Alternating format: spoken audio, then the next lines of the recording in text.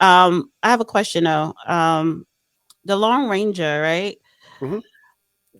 I remember that as a kid, and I Me wasn't, too. yeah, and I wasn't really into it because I wasn't into the cowboy Wild Wild West thing, right?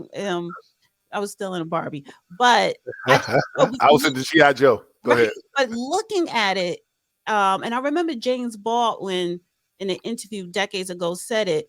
If you watching TV, and you cheering for Lone Ranger shooting at the Indians, not realizing the Indians are me. Right. So why? So first of all, they depicted Lone Ranger as a white man, and they depicted Lone Ranger as killing the Indians as if the Indians were bad The and Savages the wrong. savages.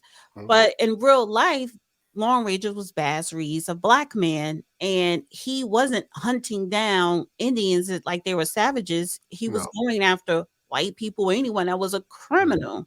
no. One of his favorite horses was the all white horse. Because they were really strong, and he rode like Morgans. That's a type of breed, roans, stallions, really big, large horses.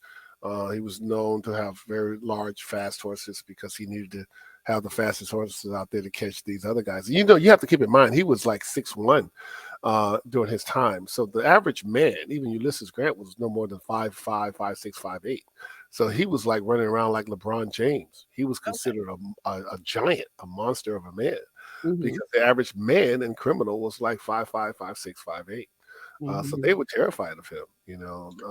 There was a story that Billy the Kid, if I think I'm not getting this wrong, I may not share this story because I think the timeline is wrong, but there were many. God, his name escaped me. He was the first African American man to actually arrest a white man for lynching a black man, Oh. too. That's There's one. an interesting thing to add to this. I'm going to talk to you about it later. Researching the stuff, the records of the Ninth Cavalry, one of the Buffalo Soldier units, they reflect on Billy the Kid as being a hero, coming from an abolitionist background who helped them get some safety from some of the white law enforcement in certain parts of the country who made a habit of killing black cavalry troopers. So they looked at him as a hero, and that's one of the things that led to his vilification. It You hear in the movies and the popular press, Billy the Kid, the outlaw, but He one of was the a reasons Negro lover. that's it. Billy the Kid is listed over and over in the accounts of the Ninth Cavalry as somebody they Well, considered a hero for intervening on their behalf. and that's a So he probably did have a connection with Bass Reeves since the territories were. yeah, that's a tough story. The gentleman I have on as a writer and executive producer for my Bass Reeves series, which will give you a minimum of 60 episodes. You can't tell this man's 32-year career. He had 3,000 arrests, so that's 3,000 episodes right there. You can't tell this man's life in 6 hours, for any amount of money. No, you can't. You can't. But But ultimately, the issue that I had before I got attracted to the Bass Reeves story, I was really interested in playing a Buffalo Soldier. That was my goal. Kevin Grievous, who's a former Bison, HBCU graduate of Howard University, we had a property called Bison where I was essentially playing Bass Reeves, but really ripping off his legacy as well, almost the same look.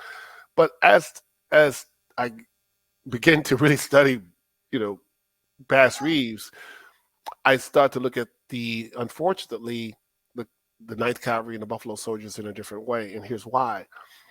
And I know other very familiar named African American actors have tried to tell these Buffalo stories and have not been able to do so. And I think the reason why is I'm not so sure that uh, the American audience is interested in seeing, and I'm going to use this term that I hate using, a black man be told by white men to go and kill red men every week, which is what their jobs. They were there to protect, but they also did the bidding of white supremacy in order to survive, or they could be put back into slavery at the time. So that's a part of our history.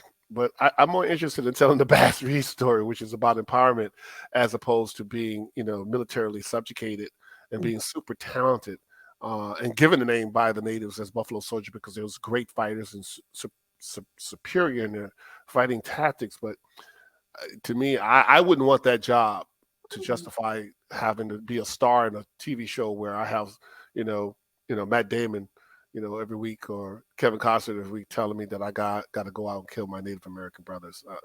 Did you see that one where Danny Glover played the Buffalo Soldier sergeant? Oh, that came out years ago with Glenn Years Turman. Yeah, ago. did very well. He dealt with that dichotomy, and also did you deal with that thing in there about the